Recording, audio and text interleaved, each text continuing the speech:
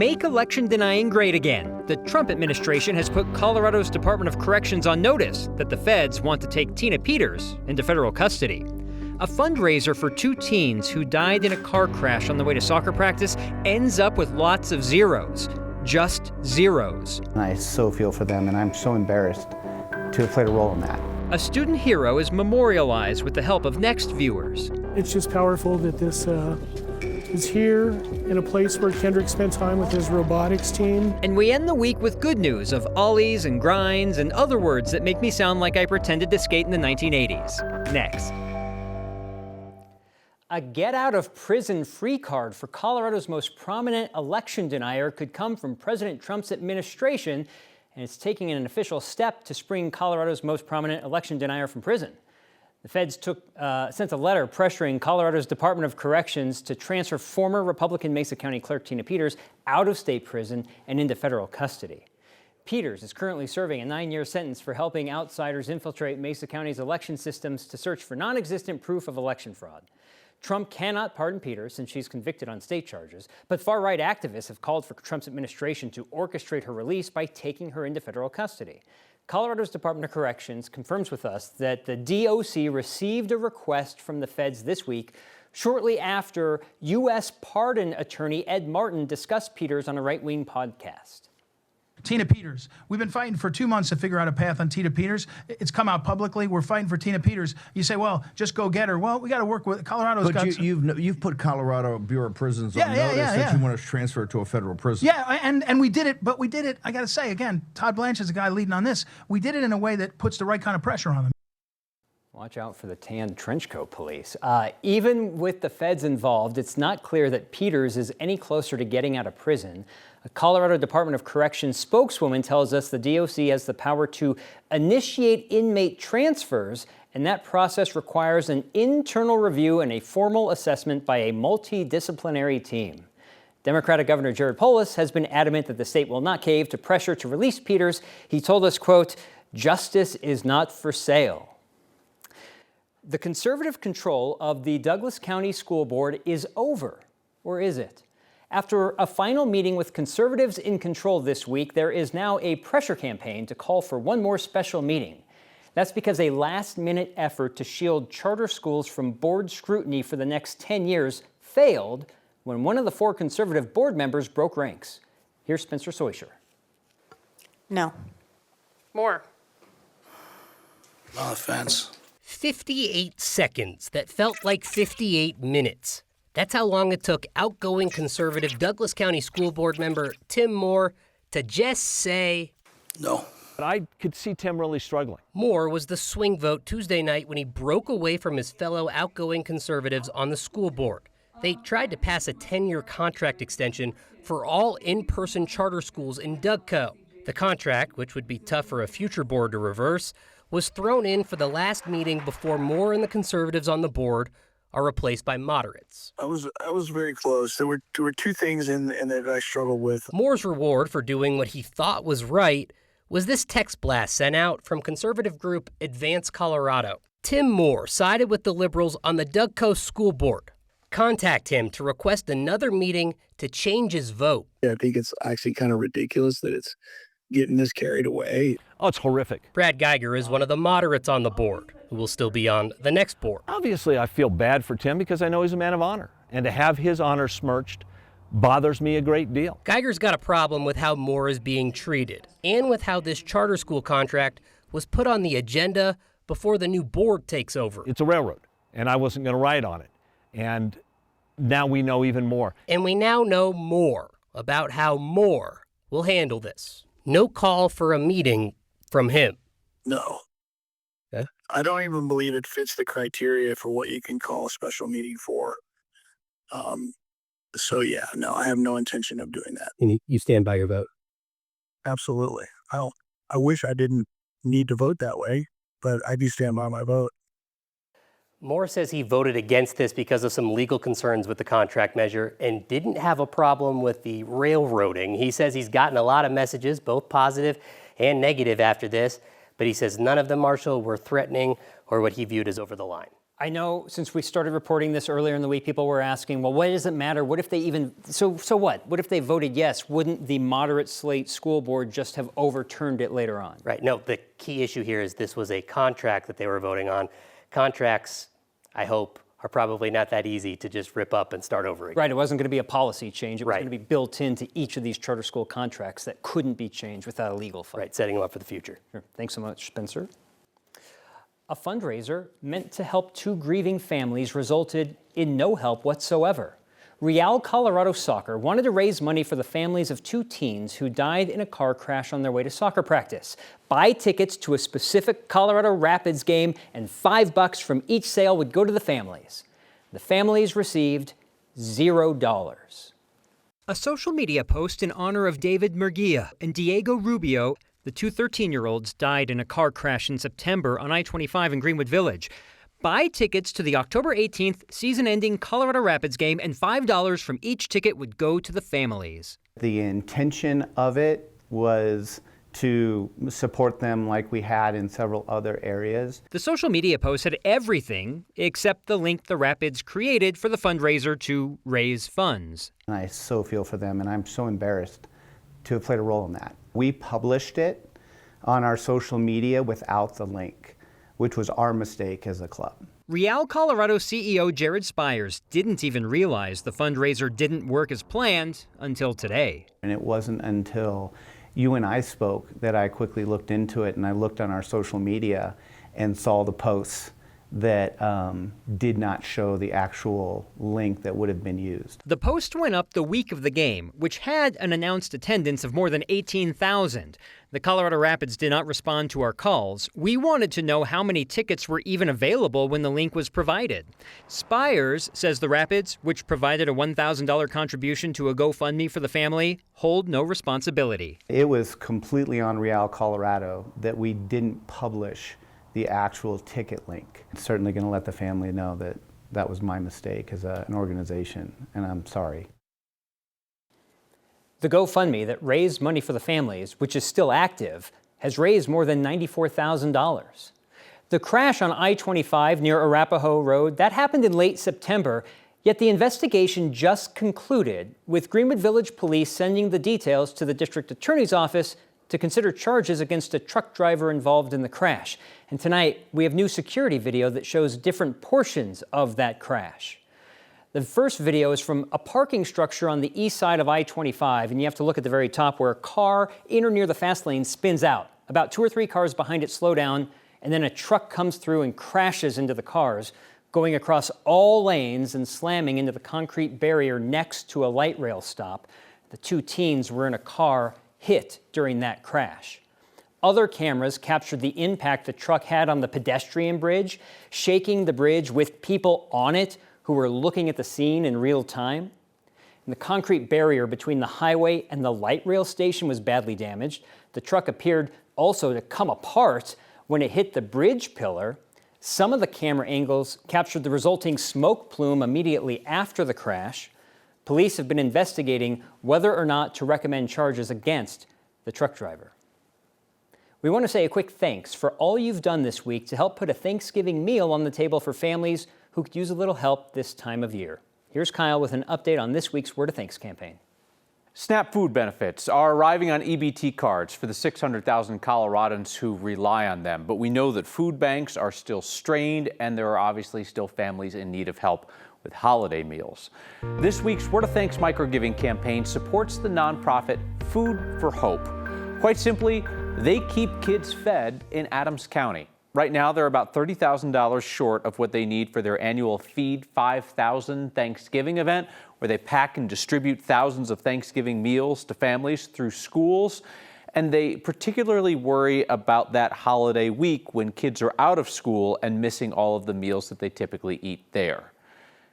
This is the impact of your relentless generosity in our community. I was able to tell the folks at Food for Hope that I am really confident that together we are going to be able to cover the cost of those remaining Thanksgiving dinner boxes. And then they'll be able to use our additional donations to put together fresh food gift cards and other ways to keep kids fed through the holiday season, especially in those few weeks when the kids are out of school.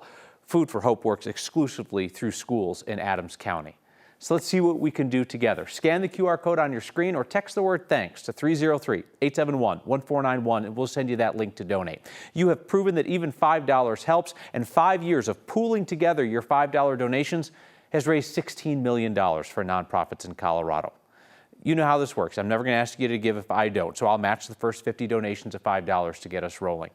And more than 6,000 of you have really become the heart of our weekly micro-giving by making monthly donations to the Word of Thanks Fund. You can do it automatically by putting in your info once, and each month your donations automatically split among all the nonprofits we feature. Same QR code or text will get you there. That's added nearly $40,000 to our weekly campaigns. A dispute between a popular streaming service and Mickey Mouse means a refund for customers. But it's a refund that requires about 180,000 people in Colorado to act.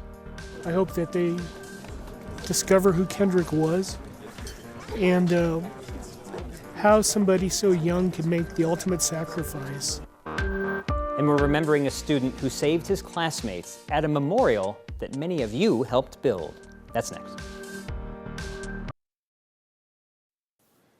About 180,000 of you who can see this program in the Denver TV market could be getting $20 back. YouTube TV customers are being offered $20 off because it has blacked out ESPN and ABC channels in a dispute with Disney. The thing is, customers have to go and click on a couple of buttons to accept the $20 credit. An email to YouTube TV customers says the user has to go to their membership settings to accept the $20 credit. Colorado has a Colorado Consumer Protection Act, and it turns out requiring customers to click to accept a credit instead of it automatically happening does not violate state law. By the way, YouTube TV is owned by Google's parent company Alphabet, which so far this year has reported close to $100 billion in income. Yet you have to click to activate your $20 refund. That is a tough change to weather now. Do you need to click on a $20 refund? I want to call you Crispy Donkey. Every time I see you, it's just You can do it. You can call me Crispy Donkey. I know you're not wearing the costume, but do you have $20 coming toward you? So we, I'll say it. My in-laws, we use my in-laws' YouTube TV. So my in-laws will be getting. We'll get your $10 from theirs. You know me and snow and like my Colorado tuxedo, long sleeves and shorts. Are we anywhere closer to walking in some sort of overcast and snowflakes? We're closer, Marshall. We're working on it, but we're not there yet. And this is going to end up, this is already now a top 10 latest for snow on record for us in Denver. Tied for our 10th latest as of today. We will certainly move in the top 5, very likely top 3 latest for snows on record. Today we topped out at 77 today. We were warmer in Denver today than Orlando, than San Diego, than Las Vegas, than Jacksonville, Florida. Just shy of our daily record for today. Tomorrow, a little cooler, I'll put that in quotation marks. Average high this time of year is the low 50s. We'll be in the low 70s for tomorrow, so still cooking for this time of year. High pressure moves off to the east, but with this area low pressure, that's going to be a little bit of good news if, Marshall, you want to get that overcast and outdoor weather for you, or a bit more kind of cooler weather for us, but still tomorrow on the hot side, 70s, Eastern Plains, 50s and 60s in the high country. And that 7-day forecast, there we go. It's a bit better, right? We're getting closer. We'll drop down to the upper 40s for a high late next week, and an outside chance, though, chances are declining that we get snow mid to late next week, but there are chances increasing that next Wednesday or next Thursday we get our first flakes of the season finally here in Denver.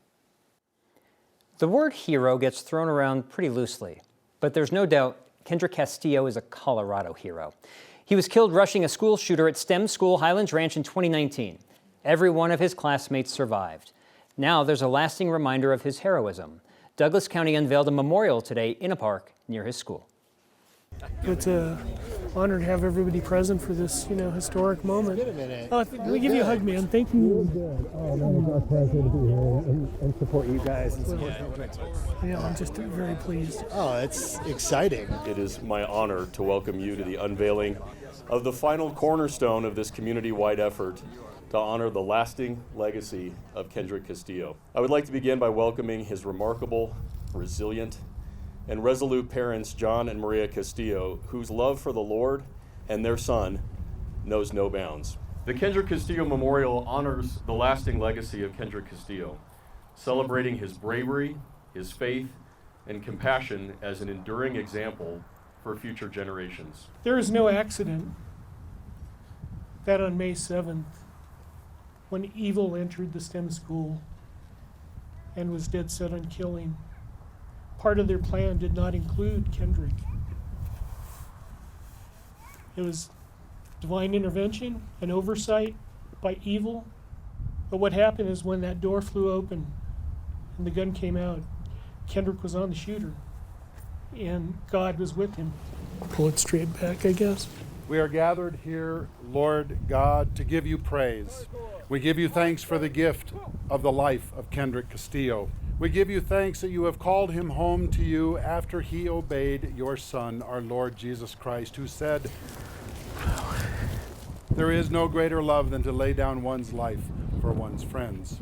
Those are messages I like to share for other people. Be there, step up, and then maybe these things wouldn't happen. Maybe we wouldn't have domestic terror or school shootings if we could just show love. It's a long overdue tribute, and Next Viewers made it happen. Your Word of Thanks donations last year covered the cost of the memorial. You also raised $20,000 for a scholarship in Kendrick's honor. At the end of a tough week, we like to do a 180 and share some good news each Friday. Honestly, my good news is just being out here every day, waking up in the morning. That's the best news ever. These guys also like to do some 180s and some kick flips and maybe an ollie or two. Your good news is next. I was a poser in elementary school. My friends could skate, so I got a skateboard, but I'm pretty sure it had Bart Simpson on it, so it wasn't legit. My skills weren't legit either, unlike my friends Matt Gillespie, Matt Sherry, and Bryce Combs. For week 469 of ending your week on a high note, we hit the half pipes at Denver's largest skate park. We're in Denver, Colorado at Deep Park, just like doing my daily skate session. Pretty much like every morning I come out here. I feel like it keeps me sane, gives me something to do in the morning, it like starts the day off right. Honestly, my good news is just being out here every day, waking up in the morning. That's the best news ever. There is good news for Pueblo. We just got permission from the city to start building like a DIY park underneath a bridge. And so we're starting that soon. We already got like the first little quarter pipe up, but it's really exciting. Like having a DIY spot, especially under a bridge, is like really, really exciting for not only colder days or rainy days, but just for the community in general too. Hold on, let me roll up another one, dude. I've been living in Japan for most of my life, and now I'm in Costa Rica. So I decided to just come home for the holidays, and like, yeah, it's kind of cool because I get to travel and do what I do for work, and which is tattooing, and I work in the skateboarding industry as well. So get to just be on the road and skate and travel. I'm pretty fortunate that I managed to like shape my life this way, and I would have it no other way, you know. So I'm really fortunate about that. I mean, I'm grateful for being alive, grateful for being up here, grateful for breathing air. Yeah, that's what I try to say. Like a couple friends here, we always say that, like just be thankful you woke up today, and then the rest of the day comes from there. I'd call that a wipeout, but I think that's a surfing term. I'll try to learn more lingo and your feedback next. I am not in tonight because Kyle said nether regions multiple times last night. Let's put that rumor to rest. Kevin from Blue Sky. Alan on Threads writes, watching me host next is like having to settle for store brand Apple Jacks, barely adequate compared to the original, though somehow still more popular than zipper merging. Listen, cereal's a thing I'm an expert at, and it's a great value, if you will. You will have store name brand Kyle back on Monday. See you next time.